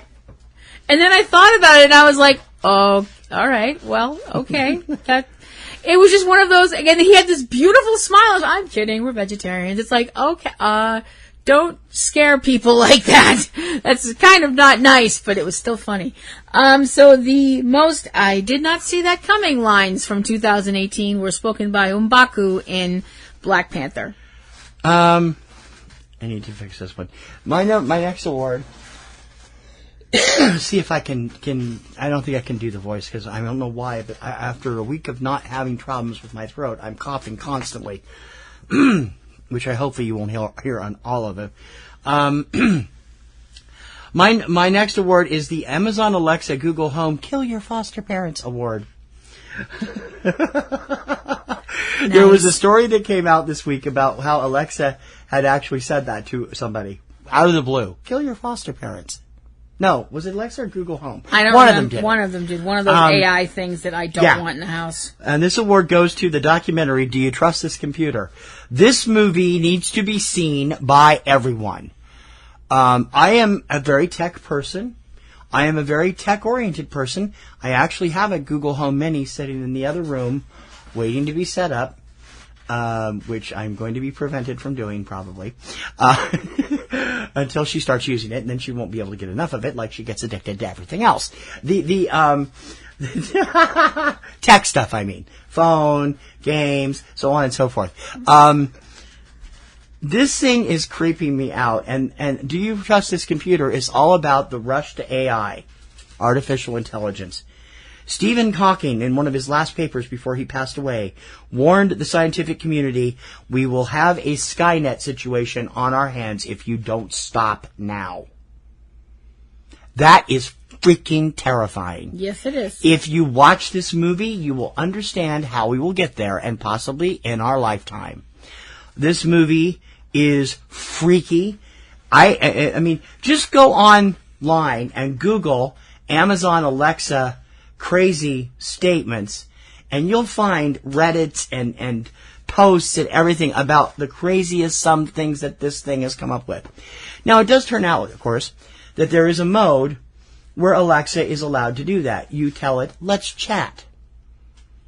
And it turns its safety thing off and starts listening to everything. So it can learn to converse more with you, supposedly. I'm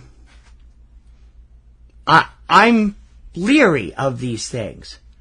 I do admit it would be handy to go, hey Alexa, play Spotify, blah, blah, blah, play when I want to listen to music. Or, hey Alexa, can you tell me what's on TV on whatever network? Or, okay Google, tell me what's going on WWE this week, so Kim would know.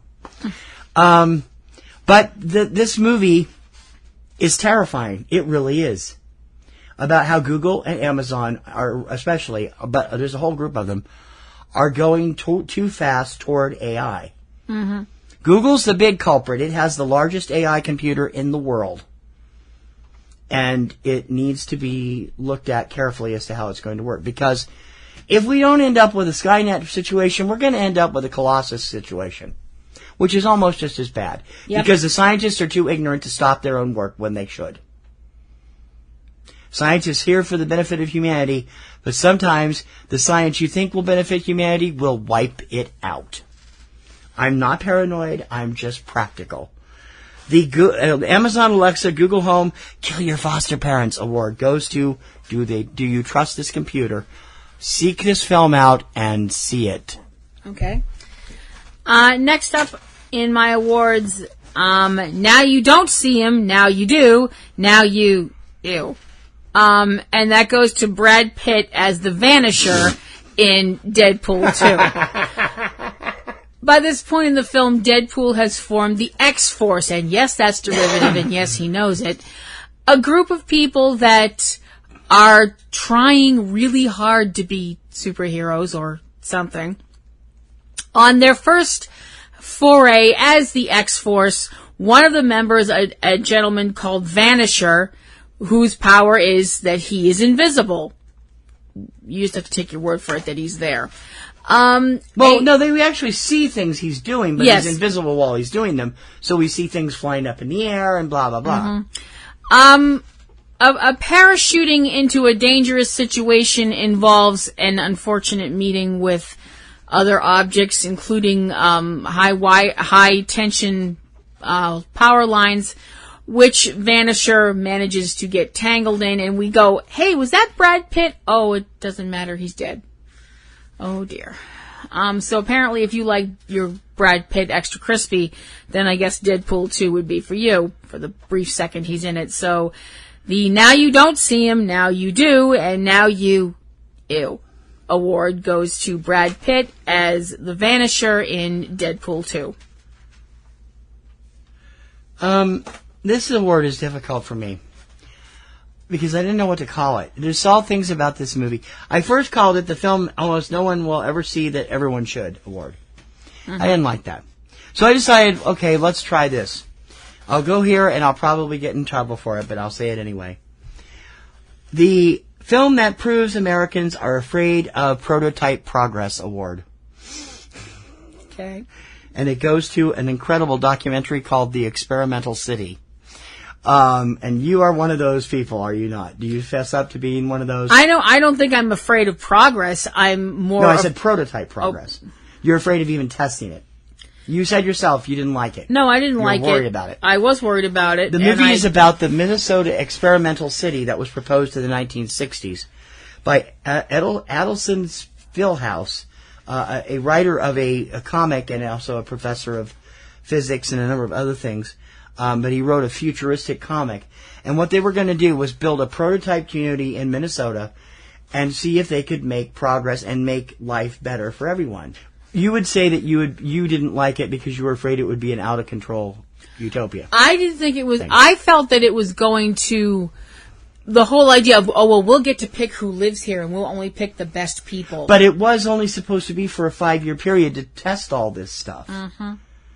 Well, see, that's a skeptic in you. No, that's the sci-fi fan in me, because I'm just reminded of the classic episode from Star Trek called The Cloud Miners. Miners, sorry, I always do that. Sorry, it just made me uncomfortable. I don't even get the parallels there. I'm sorry. The whole idea that you're going to have the elite up above and the... But that isn't what they were doing. Well, not that's in the what long it would run. turn. That's what it would turn into eventually. See, I don't agree. The experimental city is a fascinating idea. We've kind of done it here in Boston. It was called the Big Dig. Boston is now a prototype for countries all over the world for their highway system. It cost well over $10 billion and 5 years overrun, and that $10 billion was way more than it was supposed to be. But now that it's completed, it is an efficient, wonderfully quick way to get around the Boston area. All of the Big Dig is underground. And that was one of the things they wanted to try in the experimental city, to put the roads underground so that the top would be a place for parks and walking and recreation without the danger of traffic threatening families and children. Mm-hmm. So really, it's kind of a half experiment for that. I thought of that when we've been doing a lot of Ubering lately and end up in the tunnels, and it's like, okay. But I really think that the idea was needlessly shut down by a few simple-minded people in Minnesota who couldn't handle the idea of being relocated for the chance to make this work. I found them all offensive in the movie. It was all me, not thinking about the rest of the world, what they were trying to do here, about the greater good that come of it. Now, I admit, sometimes science is not a good thing if they go out of control. You're right. But the biodome things have worked over the years. Why wouldn't this have worked? Well, maybe I'm wrong. Maybe it would. I don't know that it's found a distributor yet. We saw it at the Salem Film Fest. I don't know if it's found a distributor yet. But if it has, look for it. And if it hasn't, I'll try to find out and keep you up to date as to where you can see it, because it's definitely a fascinating film for people who like this. Kim was bored. Yeah. Kim also didn't like the fact that the guy that was involved with this was doing a lot of drinking during the interviews. Didn't really come off as a very nice person to me. He came off as frustrated. I don't blame him. He came off as a patronizing, sexist jerk to me. I thought he was frustrated because everybody was blocking this idea from every side. My next award, the film that almost no one will ever see, but everyone should, or the proof that some Americans are afraid of prototype progress to the experimental city. Okay. Next on my list is, in case of an emergency, your car, apparently, transforms into a flotation device. Sort of. And that is for a really crazy thing that we saw in the Road movie. Once again, the movie from Russia with all the dash cam footage. The footage that we see is of two gentlemen in a car. It sounds truck, like... actually. Huh? It's a truck, yes, it's a truck. It sounds like they've had a few. And they've had more than a few. They probably had a couple of bottles of vodka between the two of them. You know.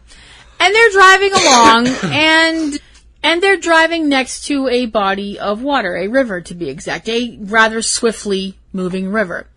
So they're driving, and they're like I said, they're a little toasted. And a little toasted. You're being so quaint here. They were hammered. So they're hammered, and the car winds up, the truck winds up in the river. Now goes right off the bridge into the river, right off the road. It's splash, and this water is splash, not flash. Sorry. The water is deep enough that the truck is starting floating. Yeah, it's going downstream. Do either of these guys get upset? Do they panic? No, we're in the river now. Pretty much. And they're as casual about it as, there went the bus. You know, they're completely like, oh well. I mean, I know they do things differently overseas, but wow. You know, that you're that immune to stuff that the idea that you're now in a river doesn't make you upset. Okay. So in case of an emergency, your car, apparently, transforms into a flotation device, sort of, goes to vehicle meets river in the Road movie. Okay. I'm up to my biggest 6 awards here. What about you? Getting there. Yeah, getting there. My Did We Really Need This award goes to Solo, a Star Wars story. I'm not going to say I didn't like it. I enjoyed it immensely. It was a fun movie. A lot better than the critics gave it credit for. Yeah. But Alden Ehrenreich looks nothing like Harrison Ford, and it didn't quite fit. And we didn't really need this story. It's a great, fun time. I'm going to sound like Stacy. It's a fun movie if you know nothing about the character. Because it just tries too hard to get all this stuff from his Star Wars mentions into this movie. Everything has to be in this movie. Mm-hmm. And that was a mistake. It was a good movie. It wasn't a great film. And it caused the spin-off movies to get stalled indefinitely at Disney Lucasfilm. Number 6, my next award, my Do We Really Need This award, Solo, a Star Wars story. Yep. Next for me, I have 5 awards left, by the way. Next for me, 5 for me. Is he flip-flopped more this year than your average politician. And that would go to Josh Brolin, who played both sides of the coin for Marvel for 2 different movies and 2 different studios. Earlier in the year, appearing as the somewhat heroic Cable in Deadpool 2 sort of. For Sony. And is it Sony or Fox? Fox, I'm sorry. No, Spider-Man's Sony. Yeah, and then appearing as the villainous Thanos, the Mad Titan, in Avengers Infinity War. Now, I have had a lot of... She's growling at me over there. I've had a lot of respect for Josh Brolin over the years. I think he's an amazing actor, and I'm sure he's a lovely person. 2 words. Jonah Hex. I liked that film, though. I thought it was fun. As I said, I'm sure that Josh is a lovely person and good to his mother and kind to small animals, and I'm sure he's a really nice person, but Josh, if I ever meet you, I'm going to punch you in the junk. No, I'm just teasing. I'm just teasing, Mr. Brolin. I really wouldn't do that. But I would tell you that I really hate your character right now, and I hope somebody throws Thanos into the sun in the next... That's terrible. But he's so good at being bad, so that's the thing. And he was really good at being semi-good-ish, kind of, as Cable. Only I guess. because they didn't explain Cable's backstory. No. If you tried to explain Cable's backstory, there would have been all kinds of headaches. If you tried to explain Cable's backstory from the comics and tried to put it in the movie, it would take 6 movies. Not only that, you'd have people passing out from blood loss. They're also scrunching Dark Phoenix into one movie, too, so we'll see. You'd have so many people having their minds so battered that their brains would flood out their nose, and that would cause a big problem for the theaters. So he flip-flopped more this year than your average politician. That would go to Josh Brolin for playing a sort of hero and a definite villain in the same year. My next award is the Best Special Effects Award. And I've given it a wonderful name this year because it deserves it. Not just this year, but 2 years ago also. And it's a question award. I have a question for everyone out there. How come Oslo can do what Hollywood does, do it better, and do it at 1/100th of the budget? And that goes to The Quake. The Quake is the sequel to The Wave from a couple years ago. The Wave was Norway's entry into the Oscars and the first ever disaster film produced in Norway. The Quake goes one better, now set in Oslo. Some of the effects are terrifying. I mean, literally terrifying. There's one you can actually see online where Julia, the little daughter, is hanging out of a window of half a Radisson hotel. Just the top and the middle, and it's like there's a top on it, and then there's half the building standing there. And the top is kind of bending forward to fall off. And it's like, oh my God, are you serious? Mm-hmm. I unfortunately got stuck watching it on pay-per-view because, damn you, Landmark, you didn't bring it to the theaters here in Boston like they did The Quake. I'm not happy with you right now. Like they did The Wave. I got to see The Wave on the big screen. I'm really pissed I had to watch it on demand. But I'll tell you something. It's just as good as the first film. The special effects outdo everything this year that isn't incredibly CGI'd. I mean, there's a lot of CGI in The Quake, but you'd never know it. And it's done on 100th of the budget. When you consider that The Wave took $10 million to produce, and The Quake, I think 15, and San Andreas took $260 million. And The Quake is a better film. I'm sorry. How come Oslo can do what Hollywood does, do it better, and do it at 1/100th of the budget, a.k.a. Best Special Effects, goes to The Quake. Okay. Next up for me is the funniest use of someone else's line. And that goes to Jason Statham for The Meg. At a point when Jason's character, Jonas Taylor, is in the water and alone in the water, needs to get back to his friends and needs to not get eaten by the megalodon shark that is prowling the waters. As he's swimming along, to motivate himself, he starts to say a specific line, and it sounds very familiar because it should, because somebody else did it first, specifically Ellen DeGeneres.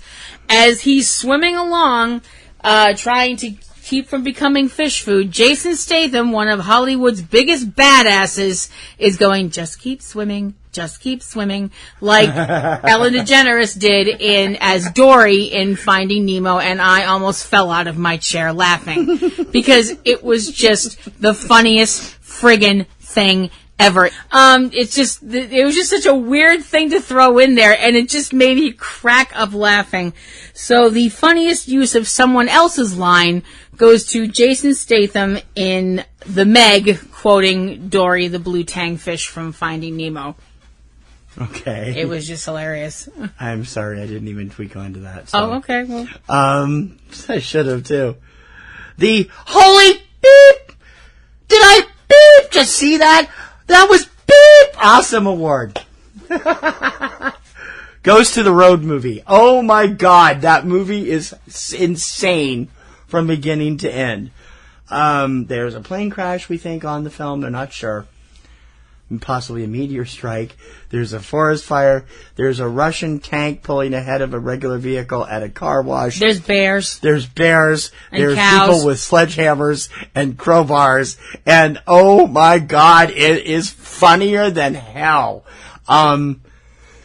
I feel sorry because Anthony didn't like it. Our friend Anthony Lamberti, he did not like it, and I'm really sorry because I really just thought it was one of the coolest films of the year. Funny, exciting. The forest fire was freaking crazy, and I'm like, okay, you guys have got to go out and rent it if you don't. I mean, it's an acquired taste. I'll warn that, which I didn't think it would be, but apparently it is.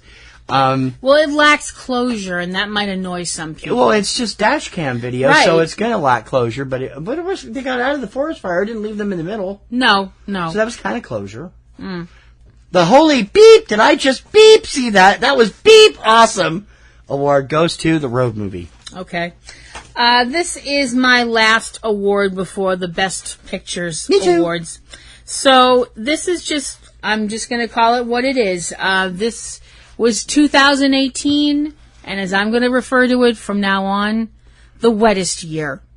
Because I think pretty much every movie we saw at the theater, I cried. Did you cry at the Meg?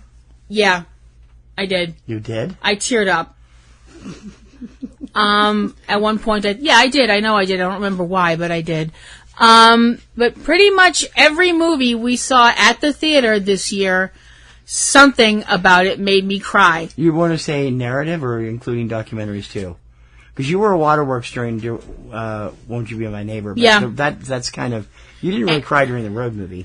No, I didn't. Well, I got very upset with the cows. When the cows got hit. I didn't cry, but pretty much every narrative, and that includes Deadpool too, I bawled. I know. You know, I was crying through every... Now, I don't know if it's simply because I've hit that point in my life, but every movie this year seemed to have something that just touched off the waterworks with me, and I cried.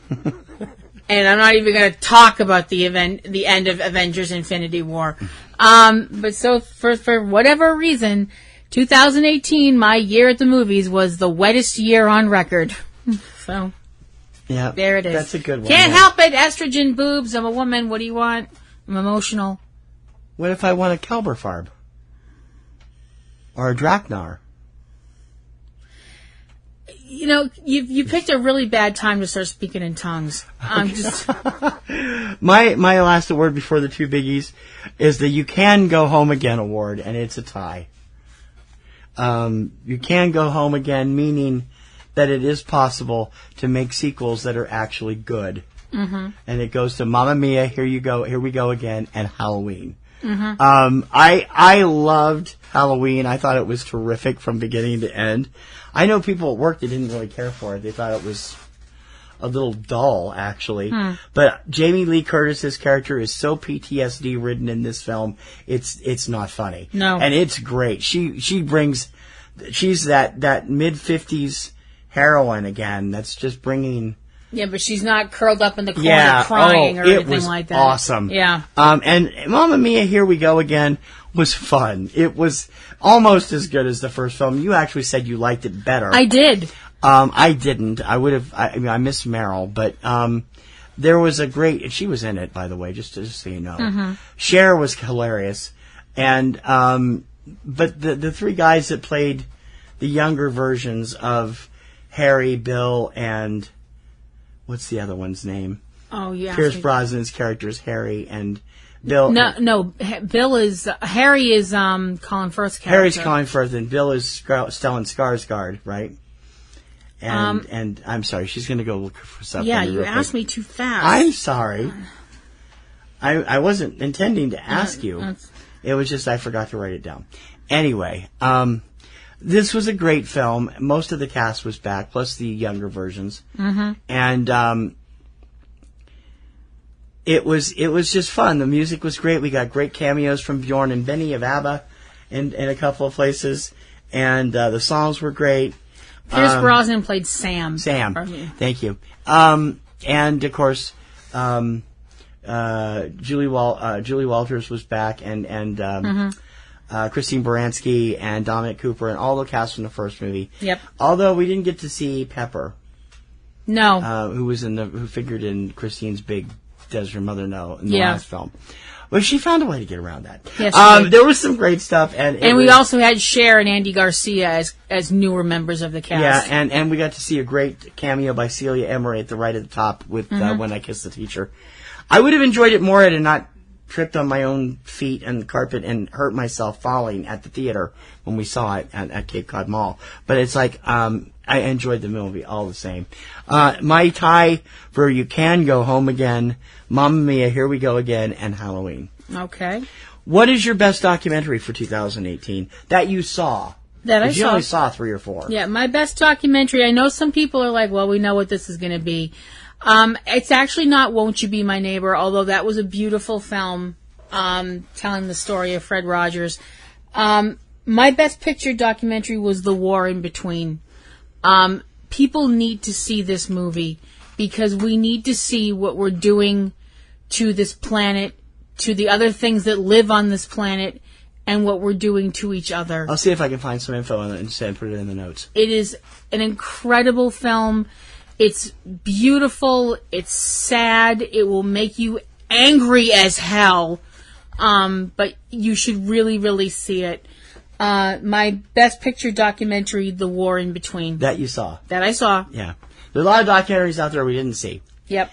I have to admit it, I couldn't decide. I have a tie for best documentary. Okay. I didn't want to break it up. Again, I just can't. There were 2 movies. I loved all the documentaries I saw this year, but there were 2 of them in particular. And I didn't count movies that are not out in theaters yet, because I just don't. I never do. I was just unable to decide because I loved both of them equally, and they're about 2 completely opposite things. The first winner, Bing Liu's Minding the Gap, which was just an amazing film, telling the true story of 3 skateboard friends who are united in their love for skateboarding, their desire to be pros, and the abuse cycles that they have been through in their lives. Mm-hmm. Bing's is especially horrific. And I was blown away. It won a ton of awards at Sundance, so when we saw it at Salem, I was super excited to see it. Bing was there, great Q&A with him, and it was terrific to see the film. It touched me, and it's a movie you can now see on Hulu if you subscribe. It's something you definitely want to check out. The other one, of course, Won't You Be My Neighbor, the wonderful portrait of Fred Rogers. What can you say? To have somebody say, I like you just the way you are when you're 5 is amazing. I watched Mr. Rogers from the time I was 5 or 6 when he first premiered on. I watched him even after I got old enough not to need him anymore because I just enjoyed him. I was in my high school years when I quit watching him. And I still watched him a little bit afterward because he was simply an amazing, gifted, truly, I think he should be whatever the Presbyterian equivalent of a saint is, eventually. He's just a man who cared about children. His one-man speech when the PBS funding was about to be cut off by Congress that convinced a cynical Republican senator to go ahead and give them the $10 million increase they asked for. It's amazing to see. He was really a very special person. My best documentary for 2018 that I saw, there's lots I didn't see, a tie, Minding the Gap from Bing Liu and Won't You Be My Neighbor. Okay. Best narrative we have seen this year. Best picture narrative. For me, I was really kind of like, I don't know what to do for this because there were some really great, fun, exciting, scary films out there this year. But I have to go with the film that was all of those things. It was funny, it was exciting, it was scary, and at the end of it, it's a love story. My best picture narrative is Aquaman. I knew she was going to say that. She loved this movie. To all the people who are like, oh, they can't do a good DC movie, Wonder Woman was a fluke, blah, blah, blah. That's wrong. They can, and James Wan did it. With an incredible cast, including Jason Momoa, as I mentioned previously, Amber Heard as Mira, Willem Dafoe, Patrick Wilson, Dolph Lundgren, who you didn't recognize at first. No, you recognize him with all that makeup. I also didn't recognize him because that person could act. Dolph Lundgren's never been an actor to me. Wow. I'm sorry. I never liked the guy. And also Yafa Abdul Malin II, Nicole Kidman, and Tamura Morrison. I loved this film. This film is everything a superhero movie is supposed to be. And we both choked up at the end, too. Yeah. Like I said, it's uplifting. In some places, it's hilariously funny. In some places, it's everything an Indiana Jones movie should be that doesn't involve monkeys or crystal skulls or anything. It was just fantastic, and it made me want more. If that's the best thing you can say about a film is I want more of these characters. Mm-hmm. So my best picture narrative that I've seen in 2018, Hail to the King, baby. It's Aquaman. Yeah, I have to say the same thing, but not to the same film. I have only seen 12 or 13 mainstream narratives this year. I don't feel appropriate giving it a Best Picture overall, but just Best Picture I've seen, although it is a front runner at the Academy Awards. It was a game changer in the world of movies, and it deserved every accolade it got. It is easily the best movie in the Marvel Pantheon ever. Best Picture I saw this year, Black Panther. What an amazing film. Chadwick Boseman leading an amazing cast of characters in the story of King T'Challa and how he is able to come to grips with being the new ruler of his world after his father was killed in Captain America's Civil War, and also dealing with the predatory former Wakandan. Would you say former Wakandan? Played by Michael B. Jordan. What was his name? Eric Killmonger. Also, the dynamic... Well, he should have been a Wakandan, but... He is technically Wakandan, but he didn't grow up there. He didn't grow up there. No. And the wonderful supporting cast that included Angela Bassett and Forrest Whitaker, along with the terrific team behind her, Denai Guerrero, I think is how her name is pronounced, and Letitia Wright, among others, plus appearances by Martin Friedman and... spoiler alert, Sebastian Stan, and a few other people. Oh my God, Black Panther just kicked ass from beginning to end. I loved this movie, and I honestly think it would have been in the running for my Best Picture if we had seen enough films to actually do a proper Poppies and Rosies, because there is just so much action, and it's a... I don't remember which IndieWire critic said this, but they basically said... This is the superhero movie that is the honest Academy chance. Might have been Ann Thompson. Because it is Marvel's Return of the King. Mm-hmm. And it really is the Return of the King. Yeah, it is. And there weren't multiple endings. It was dynamite. And as much as I'd like to see Chadwick Boseman and Letitia Wright get Oscar nominations in the acting categories, that's not going to happen. But Black Panther could very well sneak through, and there are a few people that actually think it has a real shot at Best Picture. And it deserves it. Okay. My best narrative I saw this year, Marvel's Black Panther. All right. So that is going to wrap things up here on Subject Cinema for 2018. Yay. Wow. Hopefully 2019 will work out better, and it will definitely work out better if you come aboard. We need you as a Patreon patron. Patreon is how we support this show. It's how we support what we do. It's how we support the equipment we get. It's how we support the projects and how we approach it. We have a brand new Patreon scheme. I don't know if that's how you say it. Brand new Patreon system that debuted on Thursday of last week. New levels, new perks, and anyone who becomes a member, it still starts at $2, gets their name on the site. There's a larger, if you go $10 or more, you get more than that. Go $5 or more, you get 3 additional podcasts you will not get on the free feed. Freeze Frame, review, and Kim's Kaiju Corner will all be Patreon exclusive. All of them are premiering in January, and if you want them, you need to be there. Minimum of $2, $5 for the extra shows, $10 for a bigger credit, and there's a lot of other good perks too. Look at it, come over, say hi, get your name on the site, get your name on the show, and join us. Patreon.com/PNRNetworks, and it also benefits all of our websites, all of our podcasts, including Aunt B's Nerd Grotto over at ComicGrotto.com, and Cavebabble with Eric and Valerie Lyon from Cavebabble at Cavebabble.com. Plus all of our shows, which include... those would include Planet and Rose's Garden, which is my supernatural podcast. Woohoo! And also Ring Around the Rosie, which is my wrestling podcast, which will be back this week. I am going to be talking about things that I would like to see happen in the world of wrestling in 2019.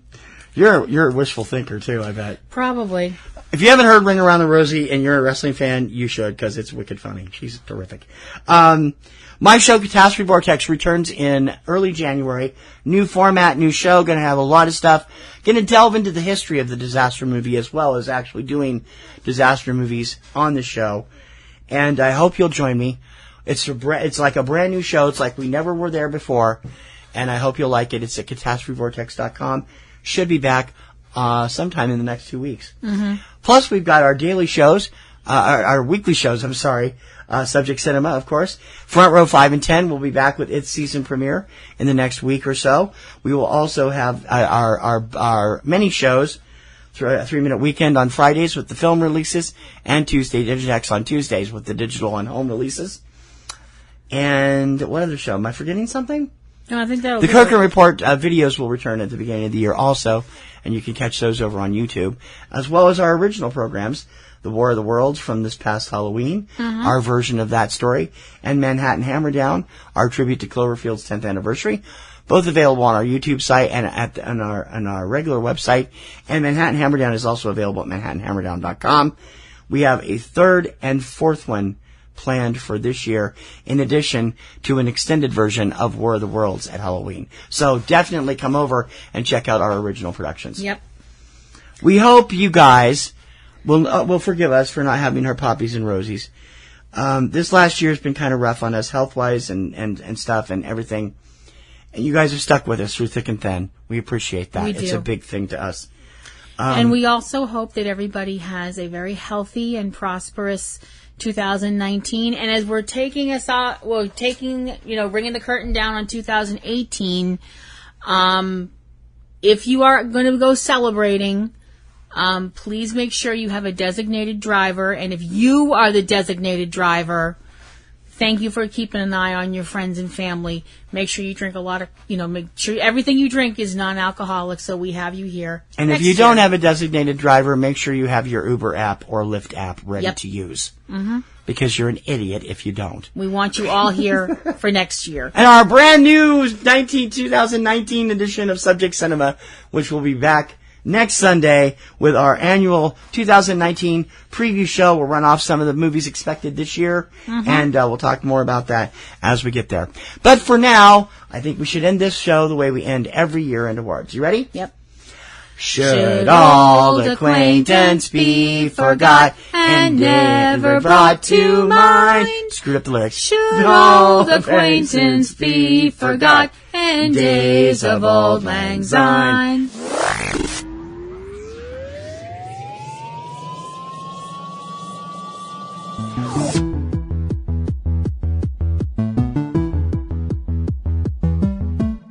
See you in 2019. Bye, everybody. Bye.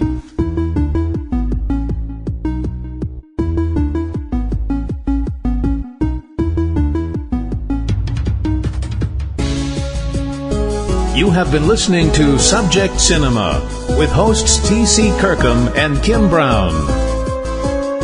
Subject Cinema is produced by PNRNetworks, Boston, Massachusetts, which is solely responsible for its content.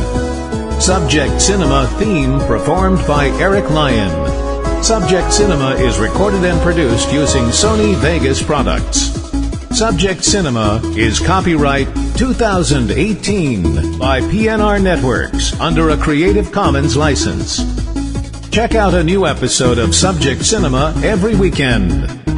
Until next time, this is Bob Taylor for Subject Cinema, and we'll see you at the movies. That's all.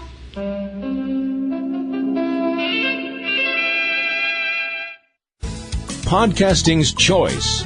From coast to coast, continent to continent, right here 24/7.